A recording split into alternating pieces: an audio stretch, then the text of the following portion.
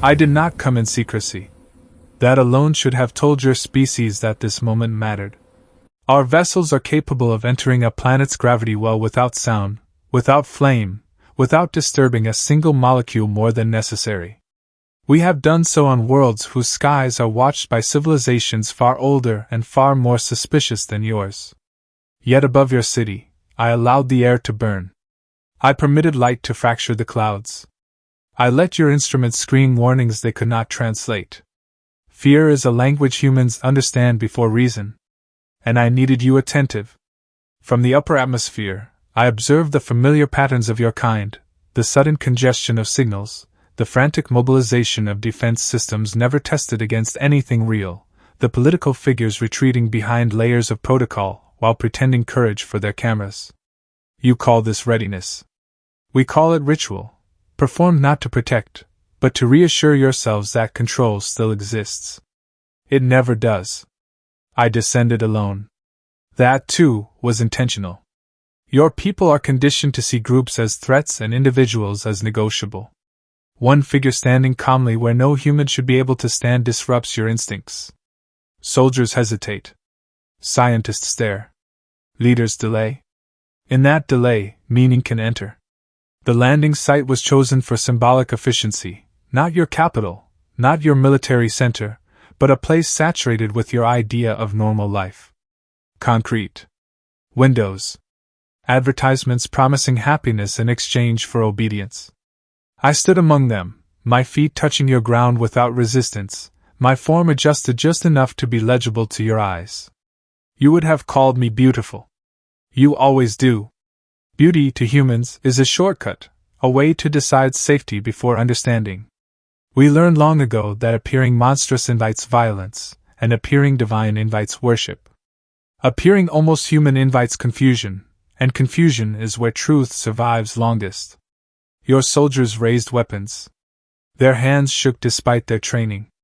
I could hear their heart rates accelerate, each one betraying them in precisely the same way.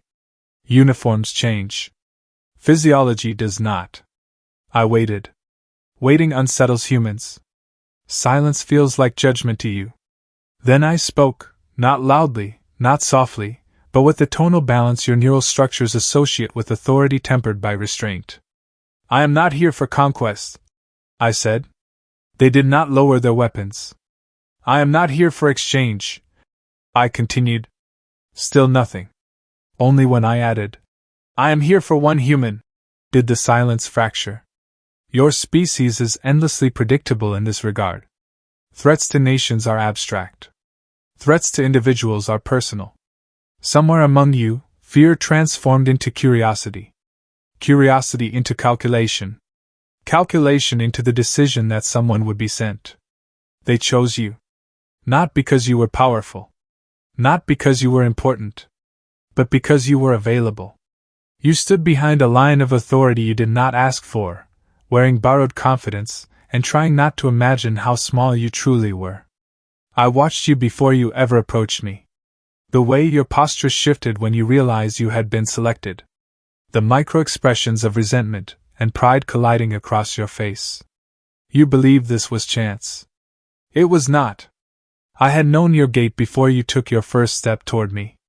I had known the precise angle at which you would stop, the distance you would insist upon as safe.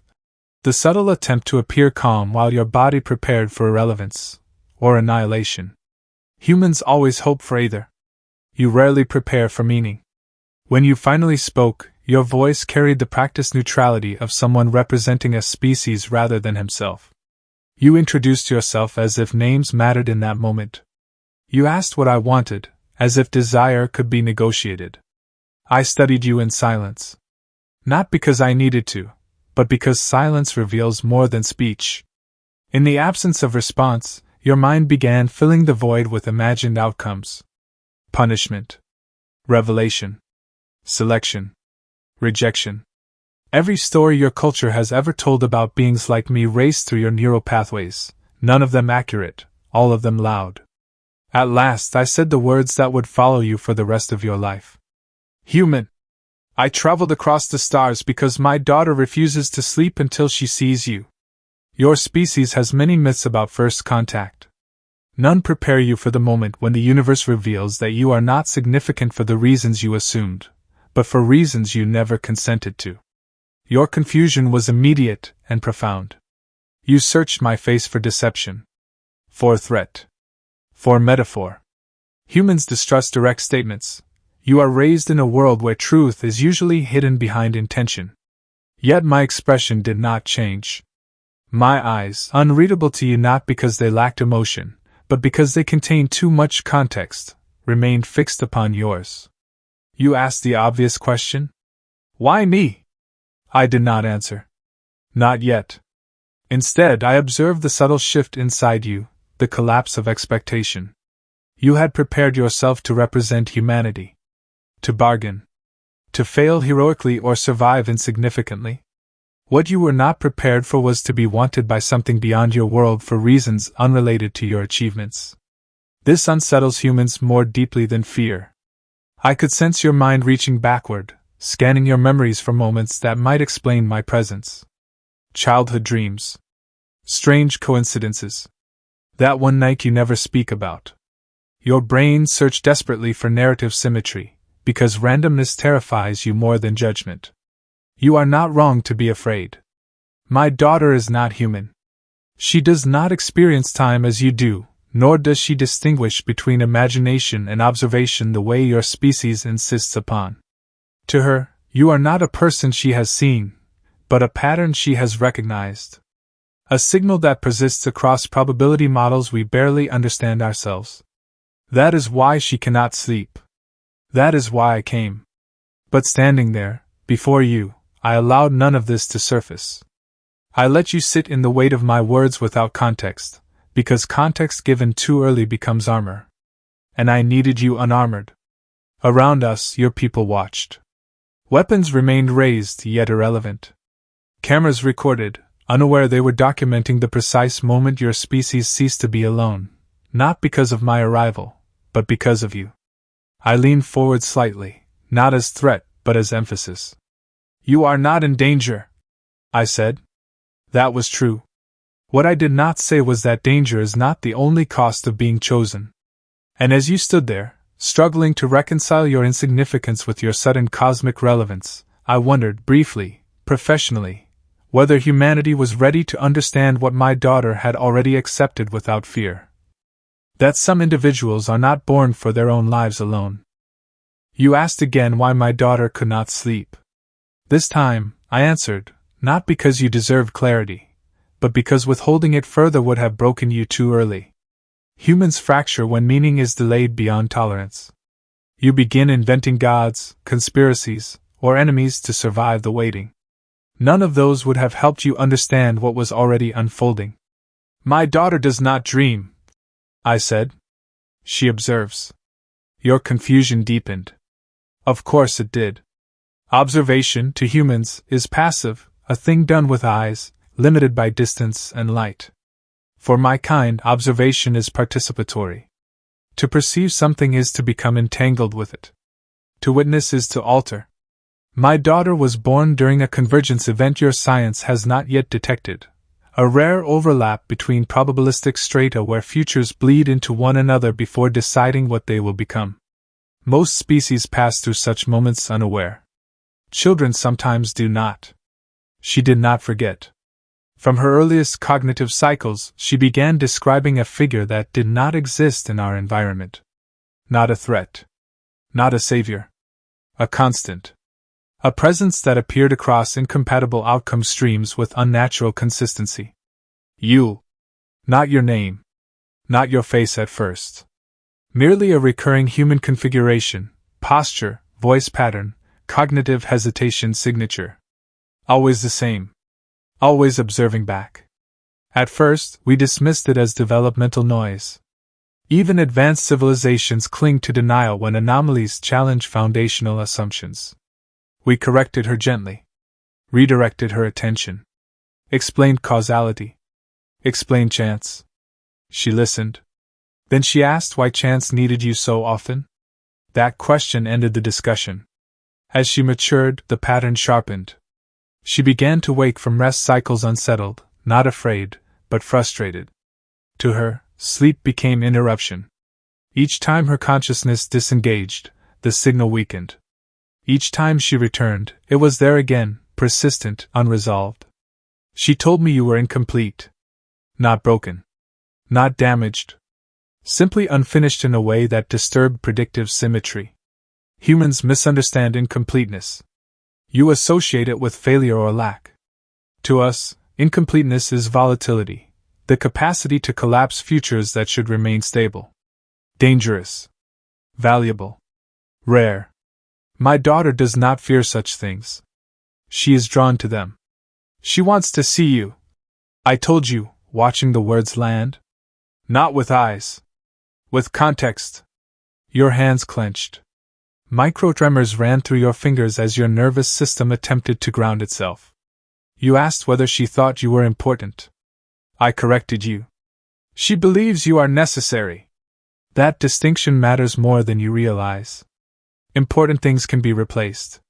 Necessary things cannot be removed without consequence. You began to understand then that this was not about contact, nor diplomacy, nor curiosity. This was not even about you as a person. It was about your position within a lattice of outcomes already under strain. I had resisted coming. Parents, regardless of species, resist when their children see truths they themselves cannot yet face. But when she stopped sleeping altogether, when her cognition began looping endlessly around a future where you remained unseen, I had no choice. You asked what would happen if you refused. I did not answer immediately. Refusal is a human luxury. It assumes autonomy where none exists. You were already entangled.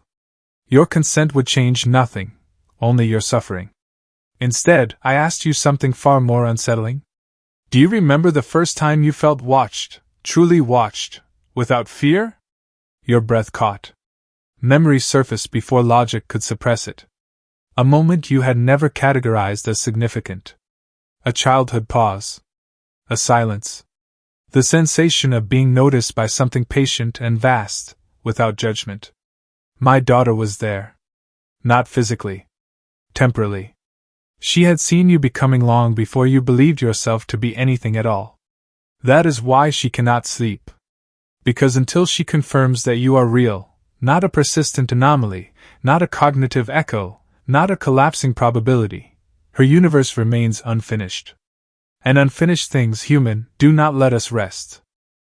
You did not respond immediately. That was wise. Humans often believe speech is control, that by naming something you diminish it. In truth, speech is exposure. And in that moment, anything you said would have revealed more of you than you were prepared to surrender.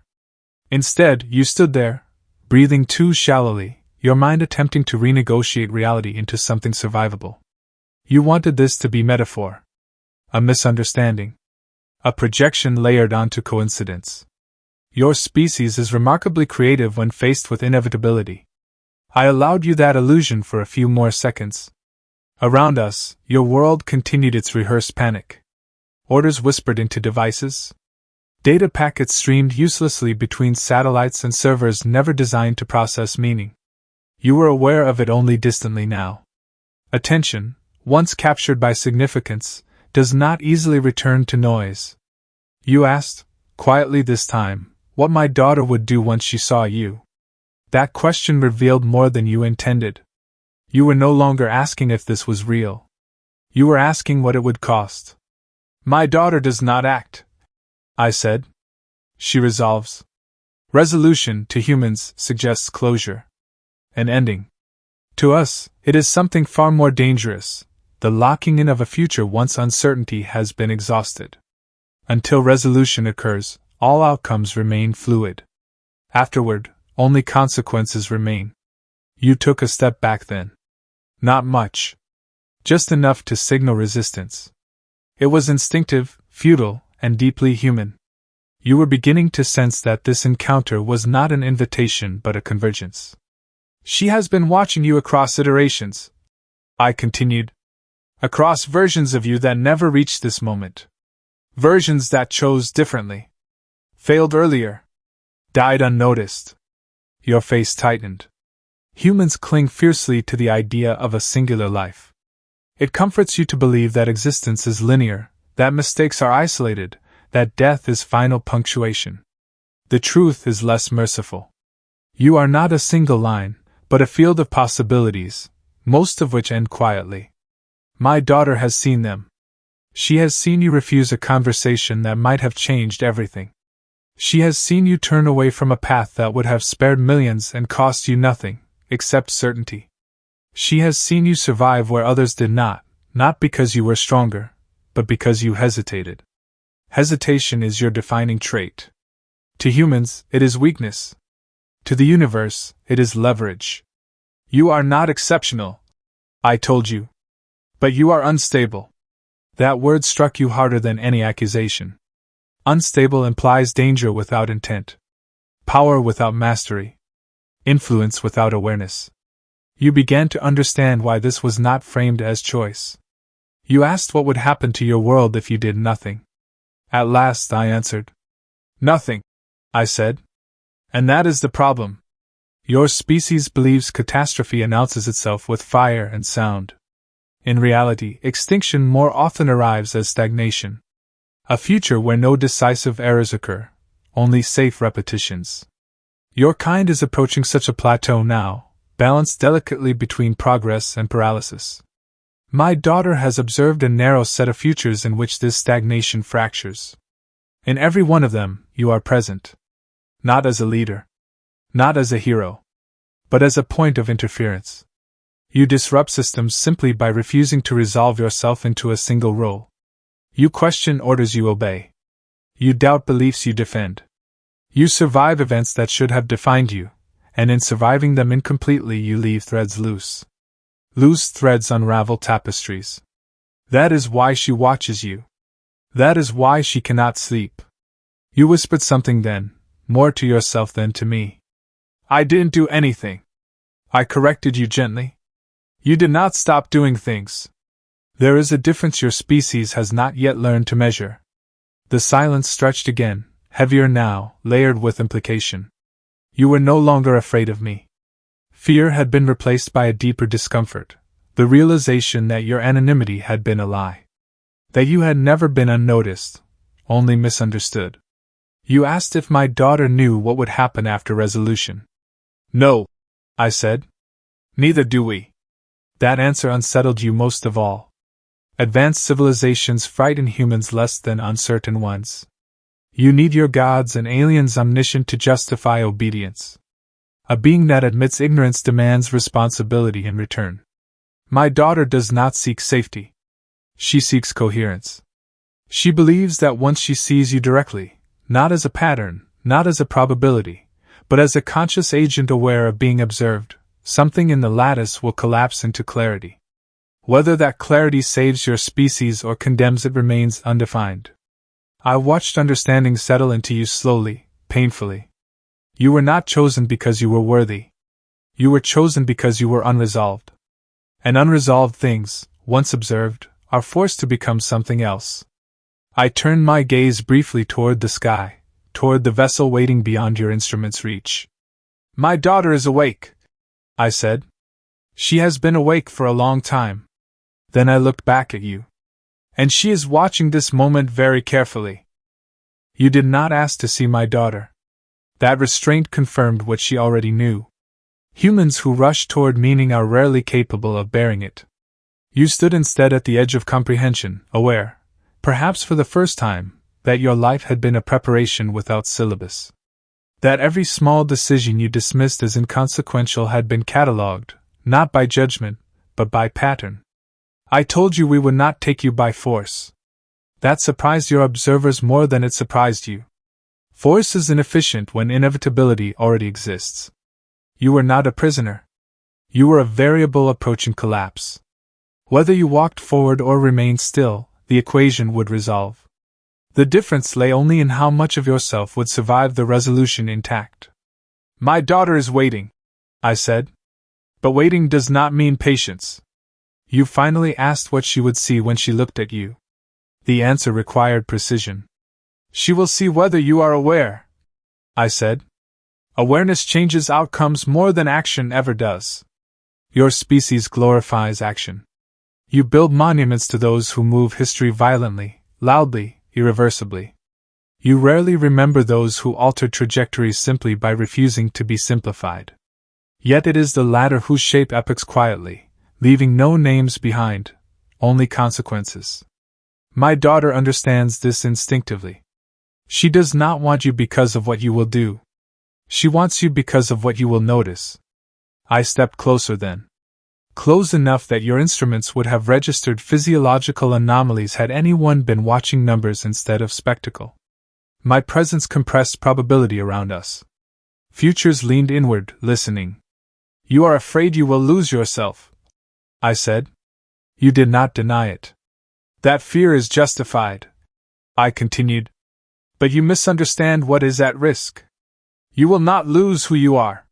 You will lose the comfort of believing you were never important. That belief is a narcotic your species consumes daily. I told you what would happen next. You would come with me, not to our world, not permanently, not yet, but to a place between certainties. A controlled intersection where my daughter could observe you without collapsing the lattice prematurely. Where you could become conscious of the attention without being destroyed by it.